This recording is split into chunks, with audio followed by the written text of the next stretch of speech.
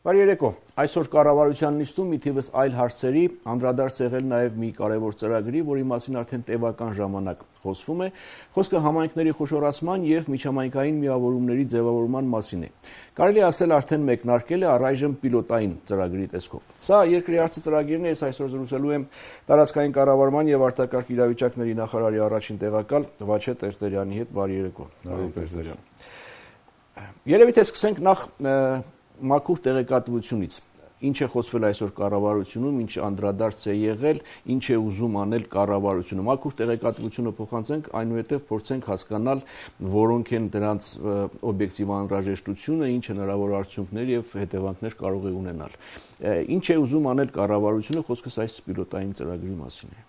Նախ պարոն Կիրակոսյան, շնորհակալություն հերթական ընձեռված առիթի համար խոսելու տեղական ինքնակառավարման համակարգի եւ տեղական ինքնակառավարման համակարգում ընթացող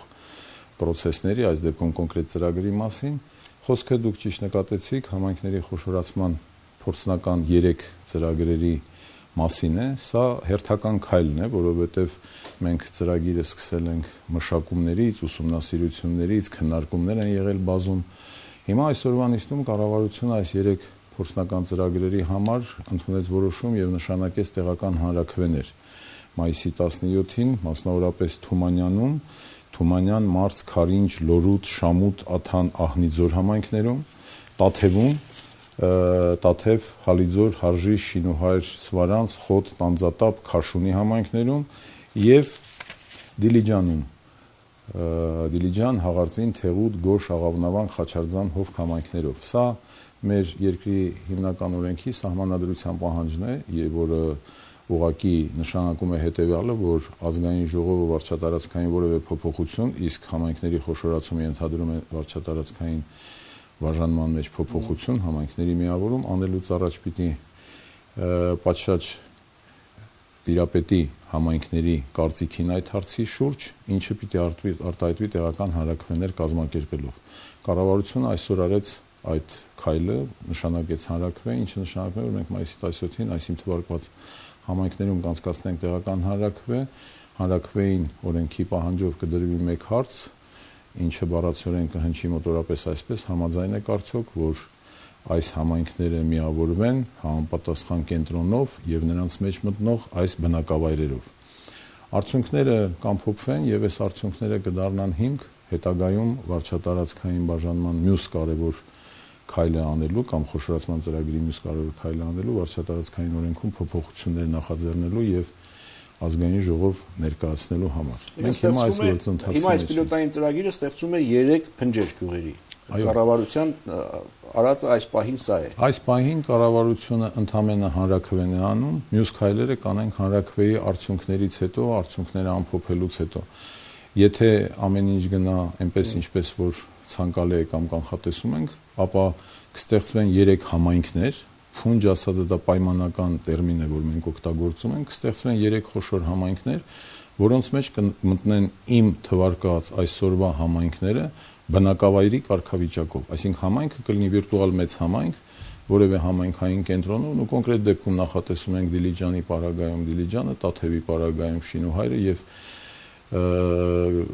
Թումանյանի պարագայում Թումանյան կենտրոններով, բայց Թումանյանը կլինի բնակավայր, ինչպես եւ բոլոր մյուս բնակավայրերը, Դիլիջանը կլինի բնակավայր, ինչպես եւ բոլոր մյուս բնակավայրերը, նույն բանը Հասկանալի։ Ես տեղեկատվությունը որ նայեցի, այստեղ կար ծրագրի 2 տարբերակ, ծրագրային եւ վարչական։ Ինչ ասել է ծրագրային եւ ինչ ասել է վարչական։ Նու դրանք նույնպես որոշակի տեսական, այսպես ասած, մոտեցումներ են։ Ծրագրային երբ որ խոշորացման հիմքում կարելի է տեսնել որոշակի զարգացման, որոշակի ուղղվածություն։ Օրինակ ասենք, որպեսզի շատ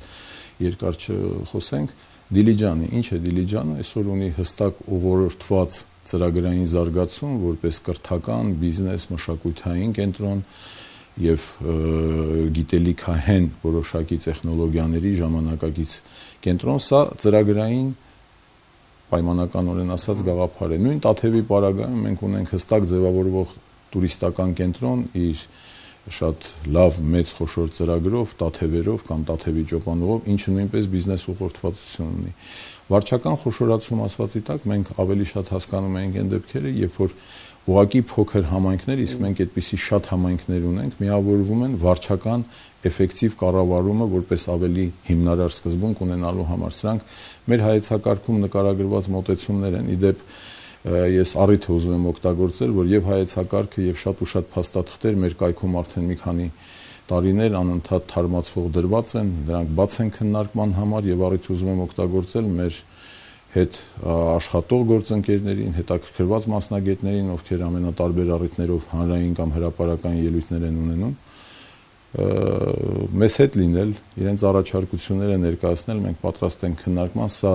մի գործընթաց է, որը բացառապես պայմանավորված է կառավարման արդյունավետությամբ եւ կարծում եմ այստեղ ջանքերը մեկտեղելը եւ միասնաբար հանդես գալը կլինի շատ էֆեկտիվ։ Ձեռնարկի օբյեկտիվ անհրաժեշտությունը որն է, օբյեկտիվ հիմքերը որոնք են, որն է պատճառը այս ամեն ինչի։ Նու նախ պիտի անպայման փաստագրել, որ վարչատարածքային բաժանումը ինքը իր մեջ բացի պատմական ավանդույթային որոշակի էլեմենտներից ունի նաև եւ հիմնականը երևի թե դրա կառավարման արդյունավետ համակարգ որպես ներկայանալն է։ Հիմա մենք մեր 915 համայնքների մեջ ունենք բավական թվով, ես հիմա չեմ ուզում շատ թվեր հրապարակել, դրանք բոլորը վիճակագրություն են եւ դրանք կրկնում եմ, գոնե մեր կայքում դրանք շատ հետաքրքիր վերլուծված են։ Մենք ունենք շատ ու շատ համայնքներ, որոնց բնակչությունը շատ փոքր է, մինչեւ 50 մարդ, մինչեւ 100 մարդ, մենք ունենք քաղաքային համայնքներ 200 բնակիչ ունեցող, մենք ունենք մի քանի 100 համայնքներ, որտեղ բնակչությունը ավելի քիչ է, քան 3, 4, 500-ը։ Հիմա տեսեք, այս փոքր համայնքները կառավարման տեսանկյունից արդյունավետ չեն։ Ես ի նկատի ունեմ հատկապես համայնքները եւ կառավարման, տեղական ինքնակառավարման իդեան այնտեղ իրականացնելը։ Խոսքը գնում է դրանք ավելի արդյունավետ կառավարման համակարգի մեջ ներառելու։ Շատ հաճախ խոսում են բնակավայրի, գյուղի ուշադրության կենտրոնում լինելու, ուշադրությունից դուրս մնալու մասին, դա բոլորովին այս ծրագրի հետ կան։ Նաև խոսում են խնայողությունների մասին, որ սրանով աշխատատեղեր են կրճատվում, ես ճան հիմա ամեն մի գյուղում, ամեն մի բնակավայրում գյուղապետարաններ կան, գյուղապետարաններն իրենց հաստիկներ ունեն, գյուղապետ ունի եւ այլն, հետո այս օպտիմալացման արդյունքում դրանք վերանում։ Հարգելի Արտուր, խոսում են ամեն ինչի մասին էլ խոսում են, շատ հաճախ խոսում են նույնիսկ հայեցակարգը չկարդալով։ Ուրեմն եթե խոսում ենք խնայողությունների մասին, ապա պետք է մի բան հստակ տարանջատել։ Խնայողություն, ինչի խնայողություն։ Եթե խոսքը վերաբերում է պահպանման, վարչական որոշակի ծախսեր խնայելու եւ այդ միջոցները ուղղելու համայնքի բնակչությանը ծառայություններ մատուցելուն, ապա այո։ Բոլորովին խոսք չկա համակարգից դուրս ինչ որ խնայողություններ անելու։ Այսինքն, եթե վերցնում ենք որևէ փունջ, օրինակ Թումանյանի փունջը, խնայողություն ասվածը շատ հաճախ մատուցվում է կամ ներկայացվում է այնպես, որ պետությունը ինչ որ խնայողություն անելու խնդիր ունի։ Պետությունը եթե այս ծրագիրը անում է մենակ մի նպատակով հանրային ծախսերը, իսկ համայնքային ծախսերը դրանք նույնպես հանրային ծախսեր են էֆեկտիվ դարձնելու։ Երկրորդը տեղական ինքնակառավարմանը եւ ընդհանրապես իշխանությունը չի կարող լինել սոցիալական խնդիր, այսինքն մենք չենք կարող ունենալ իշխանություն, որպեսզի աշխատատեղ ապահովենք։ Իշխանությունը պետք է լինի էֆեկտիվ, այդ թվում նաեւ տեղական իշխանություն։ Ինչ վերաբերում է աշխատատեղերին, ապա մենք մեկ անգամ եւս հստակ հայտարարում ենք, որ մեր հայեցակարգով գյուղերը, որոնք կմտնեն խոշորացված համայնքների մեջ, որպես բնակավայր, կունենան վարչական ներկայացուցիչ, այսինքն պայմանականորեն ասած, գյուղապետը, որ այսօր ընտրովի գյուղապետը, կլինի վարչական ներկայացուցիչ, այսինքն ոչ միտեղ այդ աշխատատեղը, եթե դրան կարելի այդպես ասել, ես չեմ ուզում դա ասել, որտեղ չի կարելի ունենալ լիդեր իշխանություն աշխատատեղ ապահովելու համար։ Դա կլինի որոշակի մոտեցում կա կախված բնակության համայնքի խոշորությունից, բնակության թվաքանակից, այդ վարչական ներկայացուցիչը կունենա նաև փոքրիկ աշխատակազմ 1 կամ 2 հոգի։ Գյուղապետարանի շենքը այսօրվա վարչական շենքը, եթե նա կա, նա կբարենորոգվի եւ կծառայի նույն խնդիրներին։ Շահարկում են մենք մի հարցի համար, տեղեկանքի համար գնանք գյուղից գյուղ, չեն գնալու գյուղից գյուղ։ Նախ ցենք նրանից, որ տեղական իշխանությունը նրա համար չի, որ տեղեկանք տա, տեղական իշխանությունը նրա համար է, որ ինքը էֆեկտիվ ծրագրեր իրականացնի, գյուղ զարգացնի, չգիտեմ, այս կարգի խնդիրներից։ Կամած տեղեկանքի անհրաժեշտություն նախ կվերանա, որտեղ մենք այդ տեղեկանքների տալը մաքսիմում նվազեցնում ենք, էլեկտրոնիզացնում ենք եւ այլն։ Բայց ինչ վերաբերում է, որպեսզի շատ այսպես խոշոր բաներից չխոսենք, եթե խոսքը վերաբերում է գյուղի լիդերին, ես հիմա դրան անվանում եմ վարչական ներկայացուցիչ, ով այսօրվա գյուղապետն է, ում որ կուզի այդ գյուղի հանրույթը, նա կնշանակվի գյուղի վարչական լիդեր։ Այսինքն ոչ մի բան էական, այսպես ասած, չի փոխվի։ Այլ բան որ կապված չի լինի արդեն միավորված, մեծացված, խոշորացված համայնքի ղեկավարի կամքից։ Այո, կամքից իհարկե, ընտրված ղեկավարի դեպ, որի ընտրությանը կմասնակցեն նաև այդ գյուղի բնակիչները, բայց կամքից միմիայն բնակության համաձայնության պարագայում մենք որոշակի մեխանիզմներ ենք դրել, նախ պետք է լինի անպայման այդ գյուղի բնակիչ, անպայման դա օրենքով կֆիքսվի եւ դրանից զատ նա պետք է վայելի այդ գյուղի բնակության կամ այդ փոքրաթիվ բնակության համակրանքը։ Եթե նույնիսկ մենք որևէ բան չգրենք, ապա էլեմենտար կառավարման փորձառությունը եւ նաեւ մեր իրականության փորձառությունը մեզ կբերի նրան, որ ոչ մի,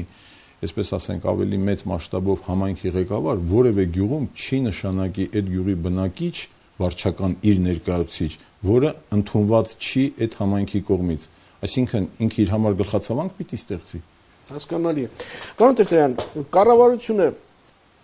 ամբողջությամբ ճշգրտորեն հաշվարկել է ոչ միայն արդյունքները, այլև հնարավոր հետևանքները։ Ինչու եմ ասում, որովհետև տառապանքս փորձ ունի եւ մեկ անգամ չէ, որ կառավարության որոշումները առաջացնում են զանգվածային բողոքի ակցիաներ, դժգոհություններ, հետո շատ կարճ ժամանակ անց կառավարությունը հարկադրված է լինում վերանայել կամ գոնե մասնակիորեն վերանայել իր որոշումը։ Հիմա այս պարագայում գաղտնիք չէ, որ Հայաստանում շատ կան հարևան գյուղեր, որոնք հաշտ չեն ապրում, մեղմ ասած, կամ եթե նույնիսկ հաշտ են ապրում, միավորման պարագայում անհաշտություն է առաջանալու։ Մարդիկ մտածելու են, չգիտեմ,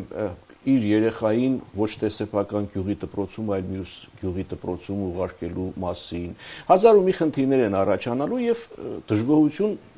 չգիտեմ, մտածում եմ, որ կառաջանա։ Այս մասով կառավարությունը ուսումնասիրություններ, չգիտեմ, սոցհարցումներ, հետազոտություններ, հաշվարկներ ունի հնարավոր հետևանքների մասին։ Անկասկած եւ նորից ես պիտի հողում անեմ, որ տպավորություն կարող է ստեղծվել, որ այս առաջարկությունները ուղղակի այսօր հրապարակումներից մեկի մեջ ասված էր, որ վարչատարածքային փոփոխությունները չի կարելի մկրատով վերաձևել։ Վստահեցնում եմ ձեզ, մկրատով վերաձևված ոչ մի առաջարկություն չկա։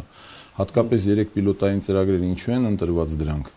Եկեք նկատենք, Տաթևը մեծ պրոյեկտի տակ աշխատող գաղափարախոսություն է, Դիլիջանը մեծ պրոյեկտի տակ աշխատող գաղափարախոսություն է, Թումանյանը աշխարհագրորեն եւ լանդշաֆտով հստակ նկարագրված մի հանրույթ, որտեղ բարեբախտաբար ձեր ասած այդ հակասություններ կամ այս կարգի բաներ չկան։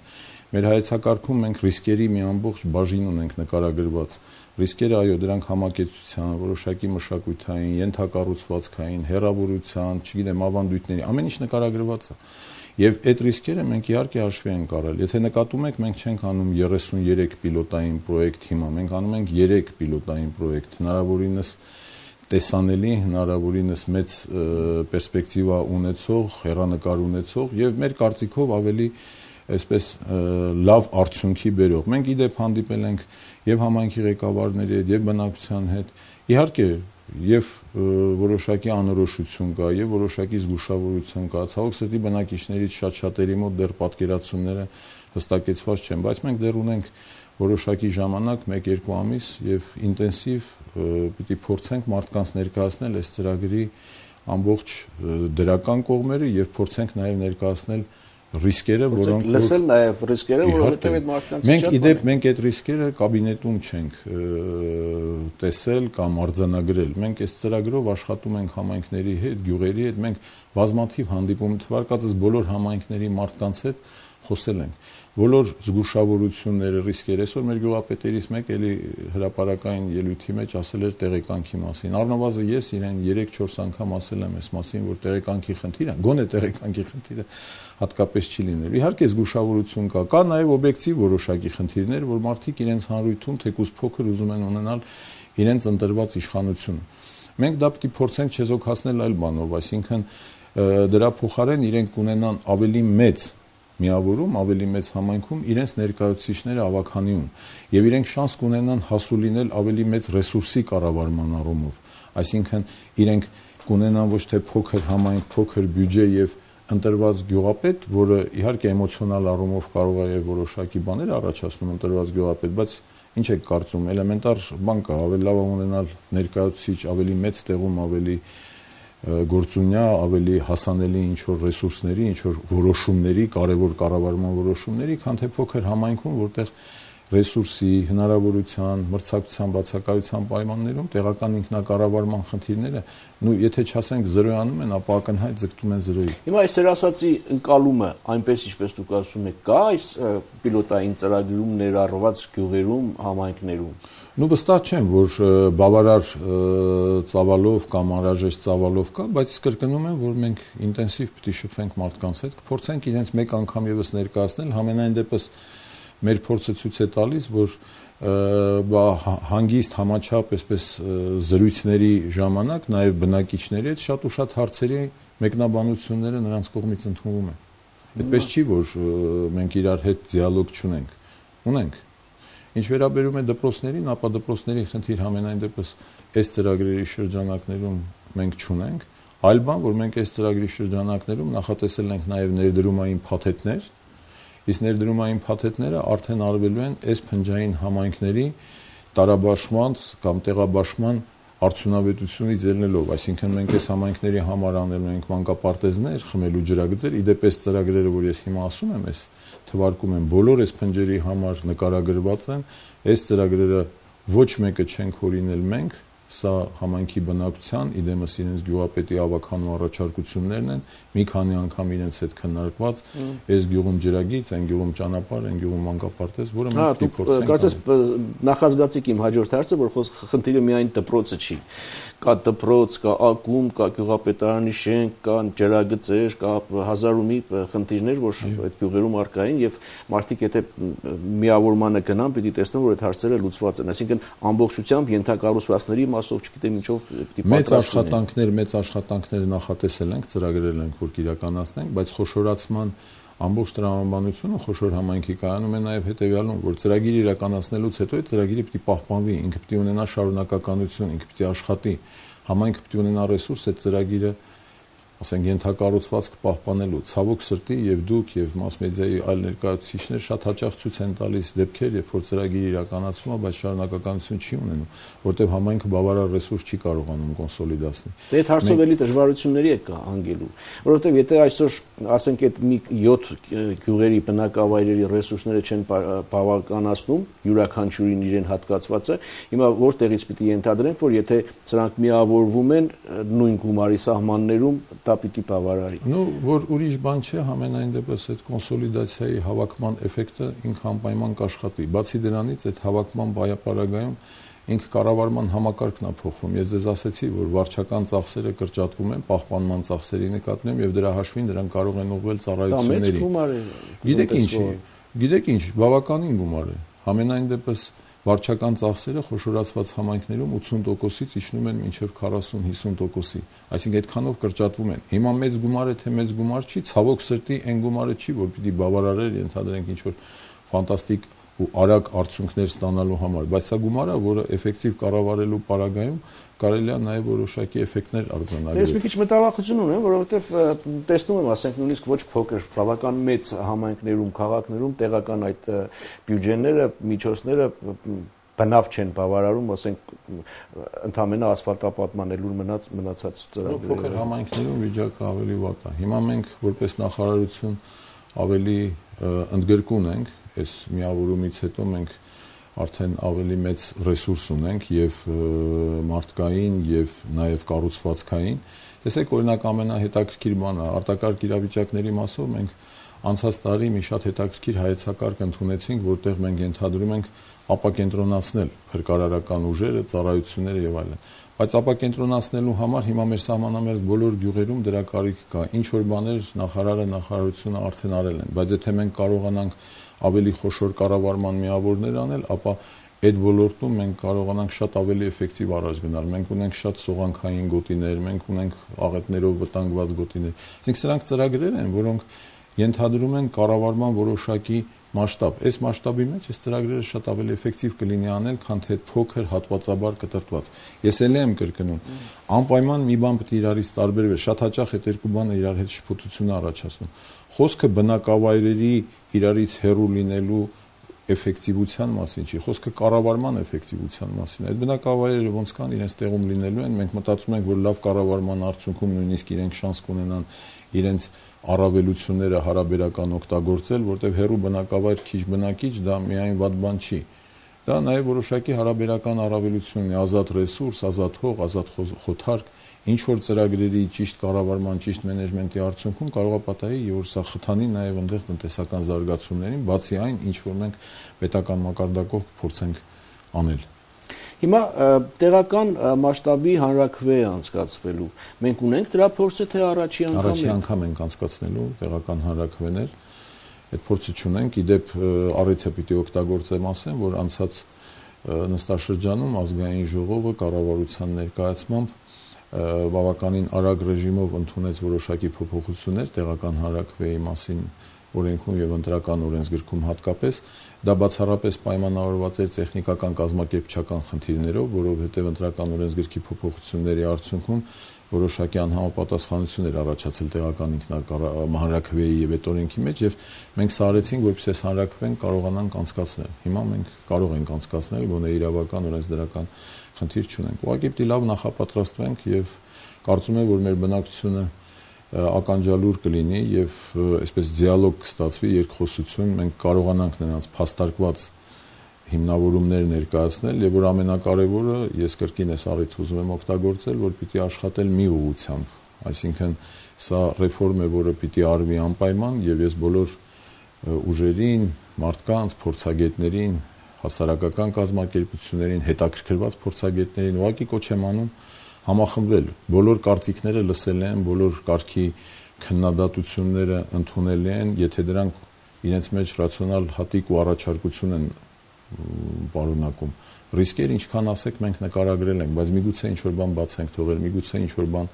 շատ լավ չենք նկարագրել, ինչը կարելի է շտկել։ Այդ կապակցությամբ սա ուղղակի առիթ է մեկ անգամ եւս իրար հետ խոսելու, ոչ թե առանձին ինչ որ հատվածական բաներ անելու, այլ իրար հետ այդ խնդիրը լուծելու։ Ասում եք սա ռեֆորմ է, որ պետք է իրականացվի անպայման։ Իսկ միգուցե հանրաքվեի արդյունքները այլ բան կհաստատեն, կարձանագրեն։ Նախ սկսենք նրանից, որ պատահական չի, որ սահմանադրությունը ֆիքսել է, որ պիտի անպայման անցկացվեն հանրաքվեներ եւ դրանց արդյունքները պիտի կառավարության նախաձեռնության հետ ներկայացվեն ազգային ժողովին։ Բայց նաեւ ֆիքսել է, որ հանրաքվեի արդյունքները պարտադիր չեն, այսինքն այս ազատության աստիճան ունենք։ Սա ինչ օրենսդրական կարգավորում է։ Նախանցած տարի համայնքները կարող են միավորվել եւ բաժանվել անկախ տեղական հանրաքվեների արդյունքներից։ Դա իդեպ դա միայն մեր երկրում չի, վարչատարածքային բարեփոխումները եւ վարչատարածքային բաժանումը դա գործադիրի պրերոգատիվան է, իհարկե նախաձեռնել է եւ օրենսդիրի կողմից որոշում կայացնել է, որովհետեւ այս խնդիրներ են, որոնք չպիտի դիտարկել միայն էմոցիոնալ հարթության մեջ, իսկ հանրաքվեի արդյունքները իրանք շատ բանով կարող են լինել նաև որոշակի էմոցիոնալ։ Բայց ես մի բան եմ ուզում ամենակարևորը ասել, որ նախանցած տարի դուք դա մասսայաբար լուսաբանել եք, մենք դրա մասին շատ ենք խոսել, տեղի ունեցավ գյուղական համայնքների համաժողով Ջերմուկում, որին իր մասնակցությունը բերեց նաև հանրապետության նախագահը եւ նա իր այսպես խոսքում գնահատականում կարևորելով այս գործընթացը, անհրաժեշտությունը նաև մեզ ուղիղ այսպես հանձնարարեց գործադիրին, որ մենք համբերատար եւ երկար աշխատենք, փորձելով ապահովել բնակչության այսպես բարյացակամ եւ դրական վերաբերմունք այս հանրաքվեին։ Այսինքն լավ կլինի, որ մեր բնակիչները մեզ հետ համակարծիք լինեն եւ մենք փորձենք անել այնպես, որ բնակչության որոշակի դրական վերաբերմունքով գնանք առաջ։ Եթե նույնիսկ դա այս անգամ չստացվի, ինչը ես շատ կապսոսամ, որովհետև սա իսկապես շատ կարևոր է եւ այս պիլոտները մեծ շանս ունեն նաեւ այսպիսի բան կա, առաջի պիլոտները միշտ կարող են շահել։ Այս էֆեկտն կարող է լինել։ Դե եթե ձեզ հաջողվի մարդկանց բացատրել, համոզել եւ մարդիկ համոզվեն, որ իսկապես այս ծրագիրը իր արդյունավետությամբ կարող է շահեկան լինել իրենց համար, սա լավագույն տարբերակն է, լավագույն սցենարն է։ Բայց կա նաև մյուս տարբերակը, մյուս սցենարը, երբ որ ձեզ չի հաջողվում համոզել, մարդիկ չեն համոզվում, մարդիկ գտնում են, որ ոչ, ես պիտի ունենամ իմ գյուղը, իմ գյուղապետը, իմ դպրոցը, իմ ակումբը եւ պիտի ապրեմ իմ ընտրած գյուղապետի իշխանության ներքո։ Եվ հանրաքվեի արդյունքները 3 պիլոտային ծրագրումներ արված 3 փնջերում էլ տեսականորեն ասում եմ բացասական արդյունք են տալիս։ Այդուամենայնիվ պիտի իրականացվի այդ ծրագիրը, թե հաշվի կառնեք հանրային տրամադրությունը։ Հաշվի կառնենք, ես ասացի, որ կա երկրի նախագահի մոտեցումը, որը մեզ համար հանձնարարական է։ Թե որոշակի պարտավոր չեք, հա, հաշվի առնել, որովհետև կարող են նաև հաշվի չառնվել։ Ինչպես պիտի վարվեք դուք այդ պարագայում։ Մենք փորձենք էլի աշխատել մեր համայնքների եւ մեր բնակիչների հետ։ Ինչպես պիտի վարվենք։ Այդ տարբերակներից մեկն է։ Չէ, աշխատասիկն հանրաքվեից հետո բացասական արդյունքի դեպքում պիտի այդ արդյունքները կցված տանեք ազգային ժողով, թե էլի ժամանակ։ Կարծում եմ, որ ոչ, կշարունակենք աշխատել բնակչության հետ։ Ամենայն դեպս մենք ունենք այդպիսի մոտեցում եւ դիրքորոշում, բայց ես կարծում եմ, որ մեր համայնքի բնակիչները, կրկնում եմ, առիթն էլ օգտագործում եմ, որ մեր համայնքի բնակիչները շատ լավ հասկանում են, որ սա արվում է այսօրվա իրավիճակի, այսօր արկա խնդիրների, որոնցից մի մեծ մասն էլ պայմանավորված են դրանով։ Այսինքն գյուղում ունենալ ընդամենը գյուղապետ, որ ունենալ գյուղապետ կամ ընտրություն, որի արդյունքում 4 տարին 1000 մի խնդիրներ առաջանում այդ հանրույթում եւ չգնալ դրան եւ չգնալ փոփոխության, սա կլինի ցավալի արդյունք, որովհետեւ այնուամենայնիվ մեր բնակչությունը պիտի այդ խնդրի վրա մտածի, այսինքն այնուամենայնիվ պիտի նայել մի քիչ ավելի լայն հայացքով, մի քիչ ավելի առաջ։ Մենք շրջաններով ենք ապրել ժամանակին, ոչ մի խնդրեմ չի եղել։ Հա, այսինքն բայց մինչ հանրաքվեն դուք նորից կրկնեմ ուսումնասիրություն, հետազոտություն, սոցհարցումներ, նախնական տեղեկություններ ամբողջական ունեք, թե այդ համայնքներում հիմա ինչպիսին են տրամադրությունները, թե մտածում եք այս 2 ամիսների ընթացքում մենք մեր թիմով իմ թվարկած 3 համայնքներում առնվազն 4-5 անգամ համայնքի ղեկավարների, համայնքի ավականիների, համայնքի դպրոցների, մանկապարտեզների եւ բնակիչների հետ հանդիպումներ ենք ունեցել, առնվազն 4-5 անգամ։ Խոսել ենք շատ երկար, 2 ժամ, 3 ժամ, 4 ժամ, բոլոր այս ձեր ռիսկերին, որոնք իրենք բարձրացրել են, մենք փորձել ենք տալ մեկնաբանություններ, կրկնում եմ, այնպես չի, որ չի ընկալվում կամ չի ընդունվում։ Շատ խնդիրներ իրենք էլ գիտեն, որ այդպես է, չէ։ Ասենք տեղական ինքնակառավարումը կամ իշխանությունը, եթե միայն նրա համար է, որ ունենանք գյուղապետ եւ իշխանություն ֆորմալ, չեմ կարծում, որ դա իրենց ցանկությունն ու էֆեկտիվությունը դրա մեջ է կայանում։ Պետք է լինի գործունյա իշխանություն, որը կարողանա խնդիրները լուծել։ Մենք ունենք 7-8-9 միլիոնանոց բյուջեներ, որոնք ամբողջությամբ գնում են աշխատավարձերի։ Հիմա համայնքի բնակիչների տեսանկյունից նայեք, դուք վստահ եք, որ համայնքի բնակիչին, եթե ես ներկայացնում եմ, որ իրենք ունեն գյուղում 8-9 միլիոնանոց բյուջե, որը բացարձակապես 2-3 մարդու, 4 մարդու աշխատավարձ է, ինքը դրանից երջանիկ է, որ ունի գյուղապետ։ Իսկ միգուցե այտենց մեծ գյուղապետ, չգիտեմ, հաշվապահ տեղակալ չունենանք, այլ ունենանք մի ներկայացուցիչ եւ փոքր ինչ որ մանկապարտեզ, բնակիչներին դա էլ պիտի ասվի, չէ։ Ամեն դեպքում կարծում եմ շատ բան կախված է ձեր այդ բացատրական աշխատանքների համոզիչ լինելուց։ Պիտի փորձենք, պարոն Կիրակոս։ Ձեզ հաջողություն։ Շնորհակալություն։ Այսքանը սա երկրի հարցը ծրագիրն էր, ես այսօր զրուցում էի տարածքային կառավարման եւ արտակարգ իրավիճակների նախարարի առաջին տեղակալ Վաչե Տերտերյանի հետ։ Լավ մնացեք։